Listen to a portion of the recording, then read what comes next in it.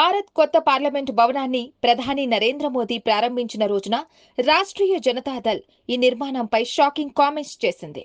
కొత్త పార్లమెంటు భవనం శవపేటికలా ఉందని సామాజిక మాధ్యమాల్లో ఓ పోస్టు పెట్టింది.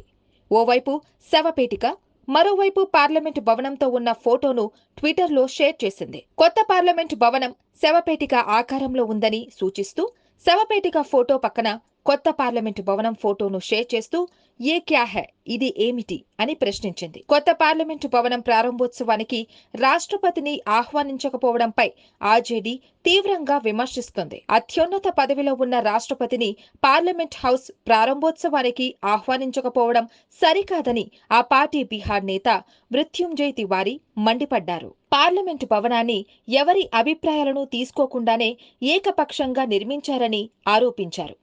దేశ సంస్కృతి సాంప్రదాయాలను ప్రధాని మోదీ మంట కలుపుతున్నారని విమర్శించారు. आया गया है और पूछा गया है ये क्या है।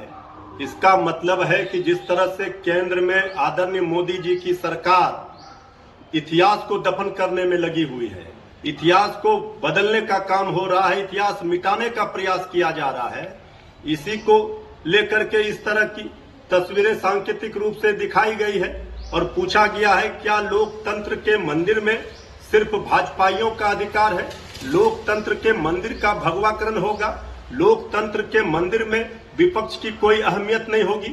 आज महामहिम राष्ट्रपति महोदया का अपमान हुआ है तो देश में अगर कोई संविधान को रौंदेगा, लोकतंत्र आज रो रहा होगा कि 21-22 विपक्षी पार्टियों ने आज अपील किया था, मांग किया था कि महामहिम राष्ट्रपति महोदया के हाथों इसका उद्घाटन किया जाए नए संसद भवन का, लेकिन विपक्ष की मांगों को, उनकी बातों को अनसुनी करके मनमानी और हिटलरशाही तानाशाही रवैया अपनाकर आज जो किया गया ये संविधान और लोकतंत्र के लिए उचित नहीं है, दुर्भाग्यपूर्ण है।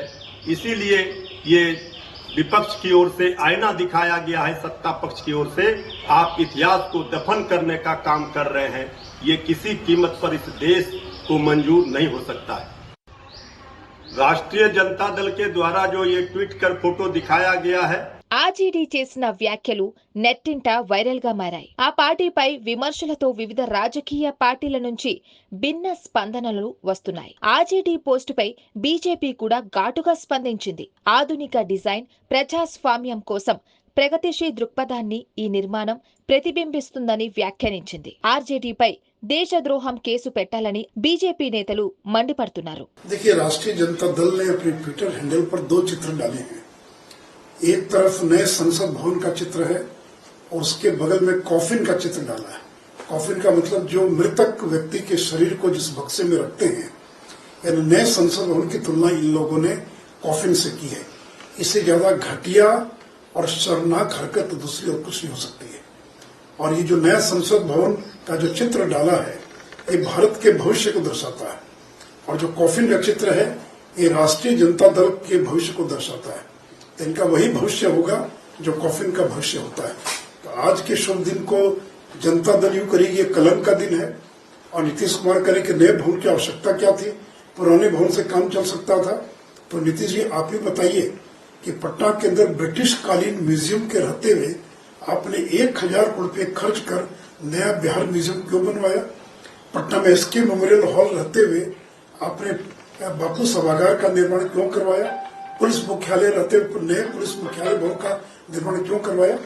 तो ऐसे लोगों में अगर नैतिकता हो तो ऐलान करें कि वो केवल उद्घाटन समारोह का ही बहिष्कार नहीं कर रहे हैं, बल्कि भविष्य में भी वो इस नए संसद भवन के अंदर कभी भी प्रवेश नहीं करेंगे। నూతన పార్లమెంటు భవనం శవపేటిక ఆకారంలో ఉందని ఆర్జేడీ ట్వీట్ పై MIM chief, Hyderabad MP Asaduddin Owaisi ఆగ్రహం వ్యక్తం చేశారు. ఆర్జేడీకి ఓ స్టాండ్ అంటూ ఏమీ లేదని ధ్వజమెత్తారు. నూతన పార్లమెంటు భవనాన్ని ఆర్జేడీ శవపేటిక అని ఎందుకు పిలుస్తోందో నిలదీశారు.